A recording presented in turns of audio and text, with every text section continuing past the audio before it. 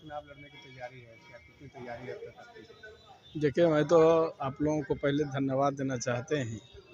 मेरी तैयारी तो 5 साल रहता है। जिस तरह से भारतीय जनता पार्टी के चुनाव के बाद फिर तैयारी शुरू हो जाता है, उसी तरह से मैं 5 साल विधायक रहा था, तब भी हारने के बाद भी मैं कड़े से लगा रहा और इस बार बख्तियारपुर में कमल खिलेगा, उनको पूर्ण विश्वास है। क्षेत्र में आप क्यों घूमे हैं, लगातार जनता के बीच आपकी काफ़ी मांग है। ग्राउंड रिपोर्ट में जाइएगा, गए होंगे भी, जाइएगा।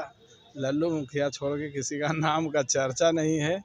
इस बार जिस दिन घोषणा होगी उसी दिन रिजल्ट होगा। क्या कर दिए हैं काम खूब लोग? अरे मैं जनता के बीच में रात दिन सेवा किया हूँ, हर दुख सुख में मैं उसके साथ खड़ा रहा हूँ, इसलिए जनता में काफ़ी लोगों में है कि इस बार जो है बख्तियारपुर में कमल खिलाना है। इसलिए कि 5 साल मैंने जो विधायक रहा था और उसी क्रम में मैं चुनाव हार गया, तो जनता का काफ़ी पछतावा है।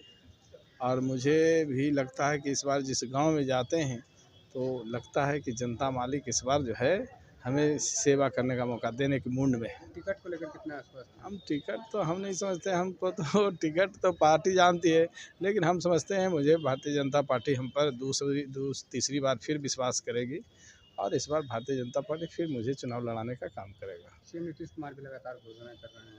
अरे वो तो हमारी सरकार, मोदी जी और नीतीश कुमार जी की सरकार को आप जानते हैं। कोई सोचता है, हमारी सरकार काम करती है। अब महिलाओं को भी 10,000। अरे महिलाओं का जो विरोधी जो है सोचता है, तब तक हमारी सरकार काम करती है। महिलाओं में लगातार तीसरे बार आप अगर विधायक बनते हैं तो बख्तियारपुर वासियों को कितना बख्तियारपुर वासियों के लिए मैं खास करके आपके माध्यम से बताना चाहते हैं कि इस बार जो हम अपनी योजनाएं को सोचा है, मैं पहली बार विधायक रहा, कुछ काम जो होना चाहिए था वो नहीं हुआ।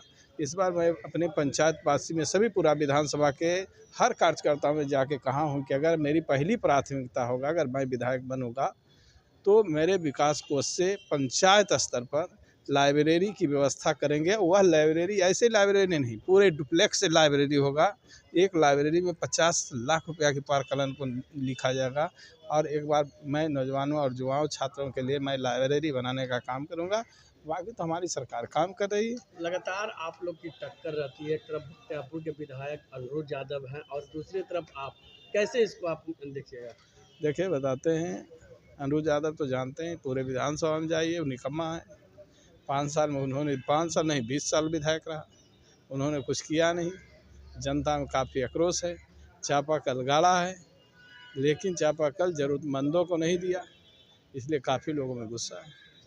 इसलिए बख्तियारपुर इस बार कमल खिलेगा, आप चिंता मत करिए। लेकिन आप विधायक नहीं रहने पर भी आप बख्तियारपुर के लोगों को बहुत मदद करते हैं। बाढ़ आती है तो या घर की बिजली चली आपको मैं जाती है बताना चाहते हैं कि इस बार बाढ़ आया, फिर बाढ़ आया, तो लगातार 1.5 महीना तक बाढ़ पीड़ितों को, बाढ़ से प्रभावित लोगों को मैंने भोजन चलवाया। जी। तो हम समझते हैं, मैं 2013 में 2000 लोगों का, जानवर आदमी का भोजन कराया। उसका आशीर्वाद, सिर्फ आशीर्वाद, हम वोट के लिए उसको काम नहीं करते हैं, हम आशीर्वाद के लिए इस तरह के काम करते रहते हैं, जनता की सेवा करते हैं। कोरोना काल हो चाहे जो हो, हम सेवा जनता के लिए, आशीर्वाद के लिए करते हैं और आशीर्वाद मिलता है।